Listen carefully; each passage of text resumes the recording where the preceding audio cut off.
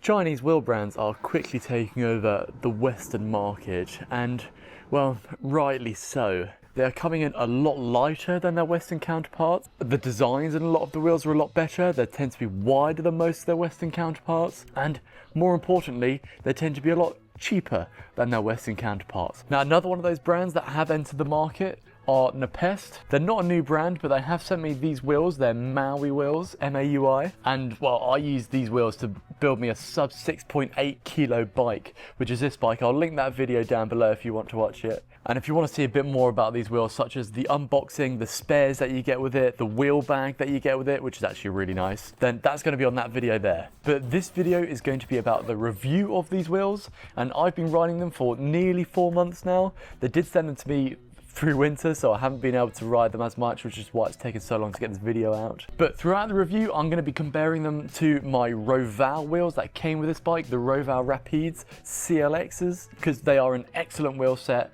and it's nice to get a comparison to a quality Western wheel brand. I'm going to have the chapters linked below, but we're going to be discussing things like speed, comfort, tyre widths, how well they fit, internal, external rim widths. So let's just get into it. First of all, I'm not an engineer, I'm a physio. So for all the engineering quality and stuff like that, I think it'll be a bit unfair for me to talk about it. So I'm gonna leave that to Hambini and some others more qualified in this area. Me, I'm gonna talk about the experience, what it's like to ride them, how it feels. All right, first of all, as usual, the headline figures. So first of all, these are a very light wheel set. I've got these ones, the 35mm deep ones, coming in at 1,241 grams, and that is with rim tape on there. So pretty damn light, and it's a quick and easy way to make your bike a lot lighter. Secondly, ceramic bearings. So I personally actually had an okay experience. It doesn't feel like they're any faster, but I find they last a little bit longer for me. I think others have had a different experience. Next up, carbon spokes. They keep the weight down and make the wheel a little bit stiffer and a little bit more energetic. And finally, some rim widths. I do want to talk about rim widths. Alright, the design of these wheels and rim widths and stuff as well. So first of all, these are quite a nicely shaped wheel. They're more of a U-shaped rather than like the old school V-shape. So in the crosswinds and stuff, you really don't get pulled around on these. I mean, they are the 35mm versions that I've got on here. They do have a 45 and a 50mm deep version. I want to talk a bit more about that later when I talk about the improvements that they can make in the future. But apart from that, they come with a 21mm internal rim width. For me, I like anywhere between like 21 and 25mm internal. And then they come with a 29mm external rim width. Now for me, that means I have paired these wheels with a 26mm specialized turbo cotton. Firstly, because of rolling resistance and weight, but secondly, to try and keep the wheels following the rule of 105. So if you don't know what the rule of 105 is, the wheel should be 5% wider or 105% the width of the tyre. Reason being, aerodynamically, this seems to be the fastest setup for a wheel and tyre combination. Now the 26mm tyres on here, they blow out to about 28.3, and having the rim width of 29 still makes the rim wider than the tyre. I did try and pair some Continental GP5000s with these, and they blew out to 30mm wide, as you can see over on the B-roll here. They do stick out wider than the tyre. I didn't want this, I wanted to keep the aerodynamics, so I went for a narrower tyre. So most tyres will blow out about 2mm on these wheels. I do find Vittoria Corsa's Pros, they do tend not to blow out as much, and they still measure at about 28mm on here for a 28mm measured tyre. Now the width of 28mm is great when you're in a nice sunny location like you are here in Mallorca. When you're in the UK, I think you need more width. Ideally, like a sweet spot for me is like a 28 to a 30mm tyre that measures between 30 and 32mm. That way you maintain a lot of aerodynamics, but you also add to the comfort as well. So for me, I would like to see a wider rim width with these tyres. But if you pair it with the right tyre and you're not in the UK, well, then you can enjoy the wheels as they come. They of course do come tubeless. I did have to fit the rim tape myself, but it's not exactly the hardest job in the world. And the rims do come hooked as well, not hookless. Not a personal fan of hookless. I know it's easier to design the molds and make it cheaper and make it a little bit lighter, but hooks just feel so much more safer, and these wheels do come hooked. One thing that has been mentioned before, I know by Peak Torque, he doesn't like these side entry spokes. Just in case one comes undone, you could potentially delace the whole thing. Honestly, in your life, how many people have you ever heard that happen? I don't think it's really an issue. They have told me though that in future models, again, they are planning on putting a cover here, which should make it a smidge more aerodynamic and just fully safify you, if that's even a word, from the delacing situation. But like I said, this feels so well built. I don't think that that's going to be a problem. Quick chat about wind stability. These are their shallowest version at 35mm deep, and I nearly weigh 90 kilos at the moment, so wind isn't much of a factor on these wheels. I think if you got the 50mm deep ones, you probably would feel it a smidge more, but they do actually have quite a nice U-shaped profile where the wind doesn't stall as easily on the wheels, so I suspect you should still be fine with the deeper wheel sets. Well, that climb is real tough. We've come up a long, long way. I will say, getting on these long climbs, it's easier to hold. I'm finding I'm about 2 to 5 RPM higher on the cadence.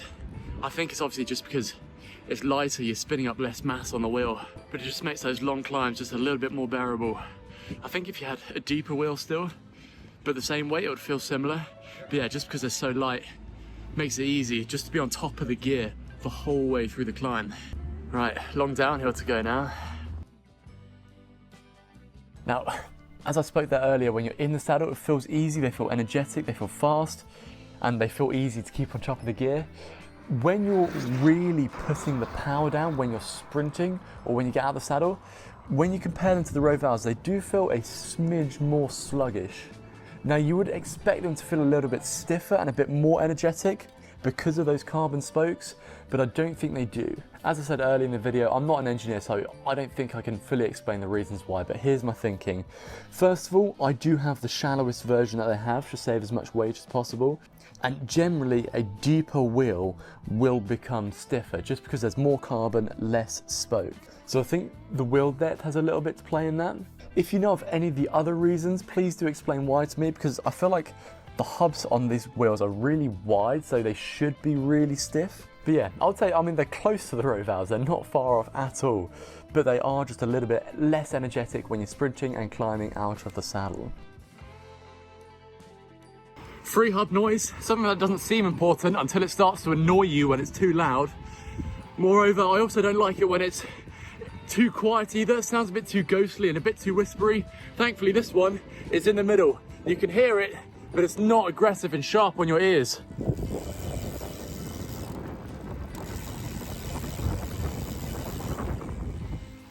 It's just a nice in-between volume. For the fun stuff, you can still hear some Aero whooshing when you're not on the bike, so you can't hear this yourself. But when I overlay these videos on top, you can hear the whooshing of the wheels as you go past. Unfortunately, even when you go past like a low wall or something, you still can't quite hear it. I bet you if you went for the deeper options and the 35mm though, you would be able to hear that. Alright, aerodynamics and speed. So I have already said that I've paired the wheels with a narrower tyre just to maintain that rule of 105, but how does it actually perform? So first of all, in the UK, there's always this one hill, it's called Watton Hill, that I descend, and I always, 8 out of 10 times will hit a top speed of about 74 kilometers an hour on the Rovals. On these, I've done it 3 times now, and I've hit 72 kilometers an hour each time. Now, for a vastly different wheel depth, that's very, very close. So the Rovals are a 51 on the front and a 61 on the rear. This is 35 on both front and rear. There is one caveat to note though. I am of course testing these on different tyres, so I'm usually doing that on either Vittoria Corsa Pros or Continental GP5000. Now when you look at the rolling resistance data from both bicyclerolling resistance.com and Aero Coach, the Vittorias and the Contis are practically the exact same rolling resistance. The specialized turbo cottons here tend to be about 2 watts faster, and that's correlated between both of those websites. So I've gained a little bit of speed from the decreased rolling resistance of the tires, but obviously I've lost a bit of speed because of the depth of the rims there. But in some ways that also kind of makes sense. I mean, generally deeper wheels start to come into their own when you have a slight yaw angle on the wheels. They tend to make the wheels sail, or you get the sail effect. But when you've got a head-on dead straight wind, then the depth doesn't matter as much. But to me, when I'm riding around down the hills on the flats, these wheels do not hold me back whatsoever for the depth that they are. And of course, you can go for the deeper 45 or 50 millimeter options if you do want a little bit more speed. But yeah, these things roll really well on the flats. They hold their speed well, and because they're light, if you just want to pump a bit more speed and energy into the bike, well, it's very easy to do so. When it comes to comfort here, generally speaking, comfort's primarily determined by the tyre width and tyre pressures, really.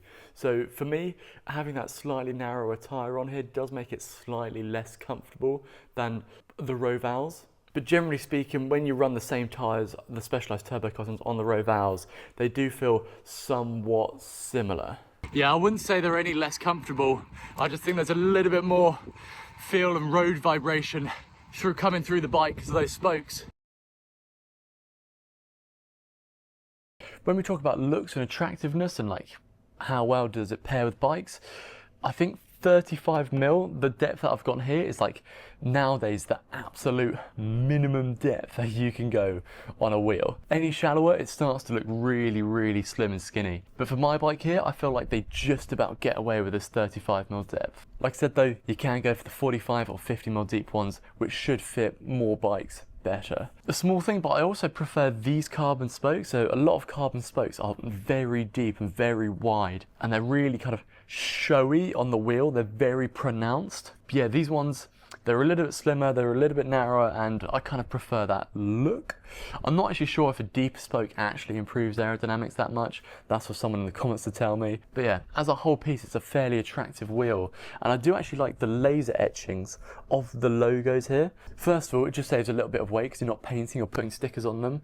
But it's also a more like subtle, understated kind of style. The branding's still very clear, but it's just not in your face whatsoever. Now, they sent me these ones before they did the updated style. The ones that you will get are a little bit bigger and a little bit bolder, and of course the looks of that are subjective if you like that more or less. So a few times through the video I've said there are some things that I would like to see in the future from these wheels if they really want to nail them down for like a super competitive wheel set. First of all is that rim width. I would like a wider rim width. The internal's great, that's fine, you can leave it at 21 mil. Anywhere up to 25 is fine though, but I want to see the external rim width wider. I would like a 32 mil, around that range, external rim width.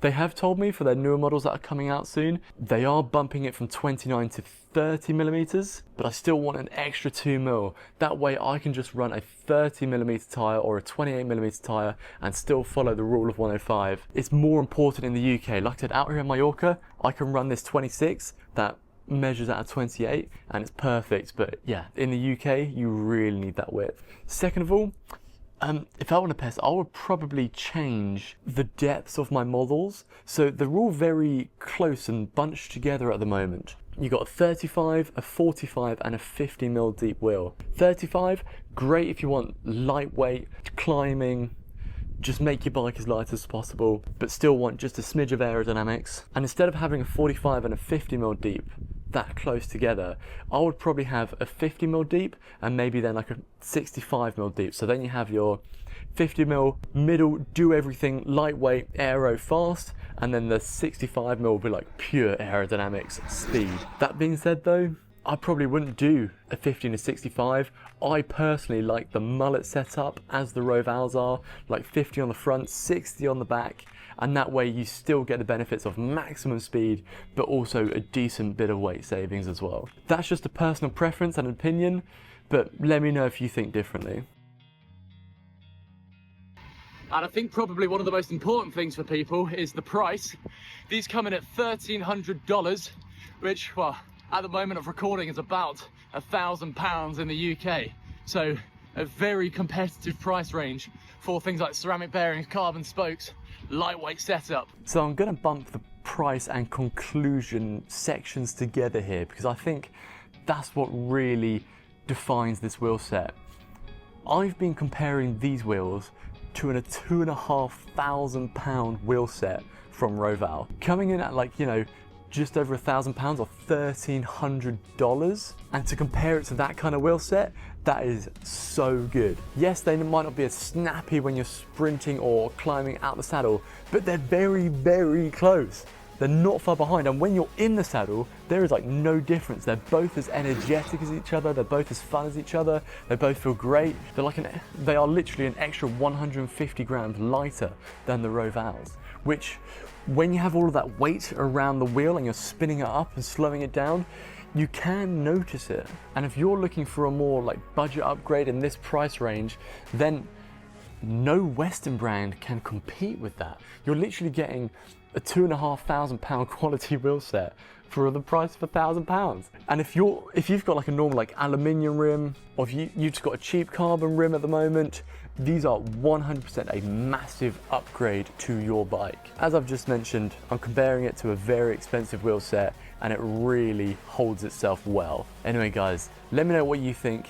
If you have any more specific questions for me that I have missed on this video and you would like answered, please put them in the comments below. Moreover, you can ask me privately on Instagram over here. I reply to pretty much everything. But I've been Jason, this has been Cycling Unboxed. I'll see you in another video.